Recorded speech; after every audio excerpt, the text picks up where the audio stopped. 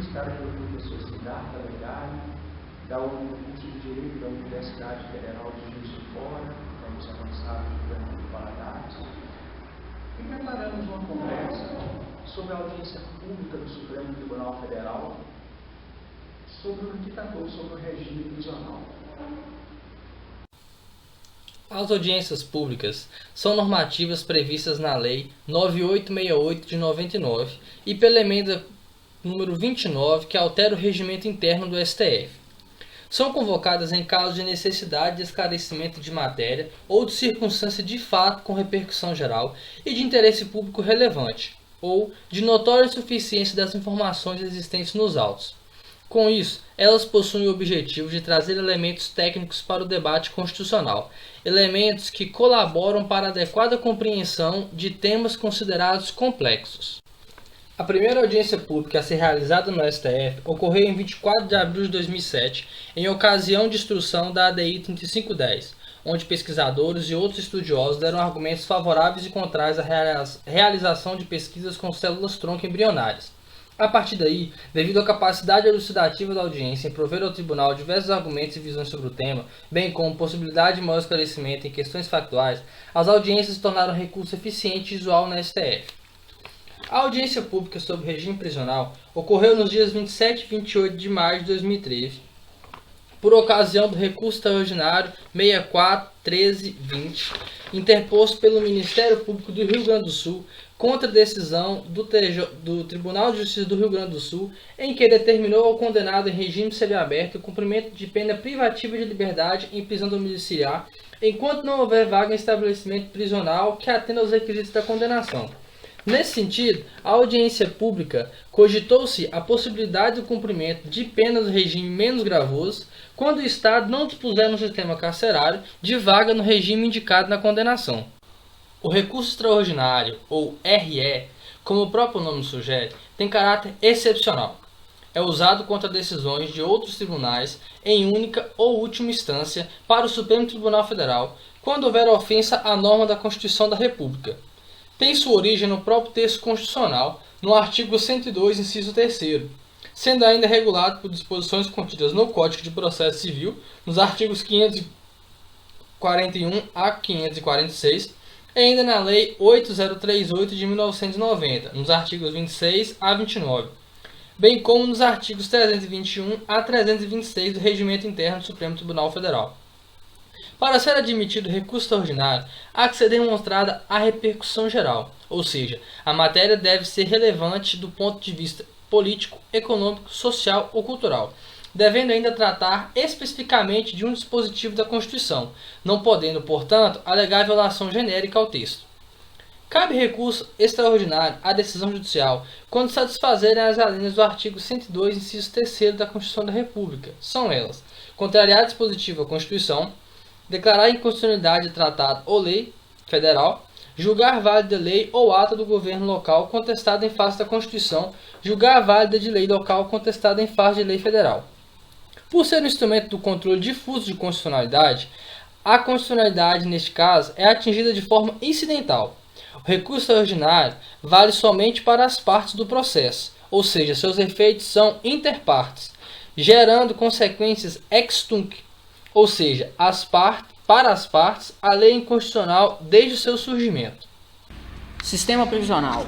O artigo 32 do nosso Código Penal institui 3 tipos de pena: privativas de liberdade, restritivas de direito e penas de multa. No artigo 33, encontramos onde devem ser cumpridas as penas de reclusão, sejam elas em regime fechado, semiaberto ou aberto. Como vocês podem perceber, há uma gradual progressão do regime fechado ao aberto. A intenção, então, do legislador na instauração dessa progressão de regime foi possibilitar essa reabilitação do apenado à sociedade. Situação carcerária no Brasil. O Brasil vive uma situação crítica em relação ao sistema prisional. Atualmente, o sistema prisional brasileiro conta com a capacidade para 357.219 vagas, divididas nos regimes fechado, semiaberto e aberto. Porém, o total de presos já condenados está em 711.463 resultando um déficit de 354.244 vagas, sem observarmos, é claro, os de prisão domiciliar. Temos, porém, um número alarmante e ainda pior, se somarmos o total de presos condenados, mais os mandados de prisão já cumpridos, resultando um número de 1.085.463 presos. Temos então um déficit geral de 728.235 vagas. A questão da superlotação, como exposto acima, é o que ocorre atualmente em nosso país, ou seja, um número de presos muito superior ao número de vagas disponível. Essa superlotação colabora diretamente para que haja desrespeito à integridade física e moral do apenado, uma vez que o mais fraco sempre fica submisso ao mais forte.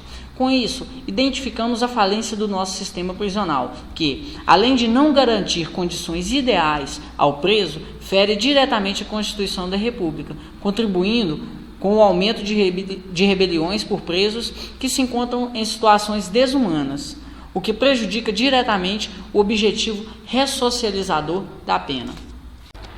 Principais argumentos apresentados à audiência pública. Dos argumentos apresentados à audiência pública sobressaem as seguintes posições. Do Ministério Público do Rio Grande do Sul: a concessão generalizada, massificada da prisão domiciliar é frontalmente incompatível com o princípio constitucional da individualização da pena. Na forma como está sendo aplicada a prisão domiciliar, o juiz de execuções penais não observa as circunstâncias pessoais do condenado, a natureza e a gravidade do delito, o processo de ressocialização individual específico de cada penado, que é juízo que caracteriza o princípio constitucional da individualização da pena no curso da execução penal. A posição da Procuradoria-Geral da República. Primeiro ponto: faltam vagas para se cumprir sentença penal condenatória. Segundo ponto: existe uma sentença penal condenatória transitada em julgado que deve ser cumprida. Qual a melhor solução? Luz constitucional. Artigo 5º, inciso 3º da Constituição Federal. Ninguém será submetido a pena cruel ou degradante. E inciso 65. A prisão ilegal será imediatamente relaxada pela autoridade judiciária. As normas constitucionais proíbem tanto a decretação judicial como a execução de sentença que resulte em tortura, morte, tratamento desumano e degradante ou em pena cruel. A posição da Ordem dos Advogados do Brasil. É preciso estabelecer um restauro da legalidade, ou seja, restaurar a igualdade de tratamento entre todos os sentenciados, tratamento que não pode submetê-los a um regime mais gravoso que aquele a que lhe condenou a sentença.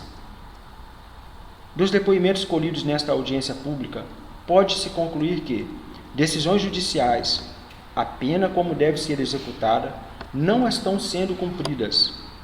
Punir adequadamente é punir de acordo com a Constituição e com as leis, sem submeter a tratamentos cruéis, a supliciar, nem agravar a indignidade humana. Este é o primeiro objetivo. O segundo objetivo, a reintegração social. Não se está conseguindo recuperar o preso para que esteja apto a retornar para a sociedade. É preciso que se cumpra a Constituição. É preciso tornar a Constituição uma matéria viva e não apenas uma referência normativa que todos apenas conheçam vagamente. Essas foram nossas considerações a respeito da audiência pública sobre o regime prisional. Esperamos ter contribuído para a matéria. Muito obrigado por sua atenção.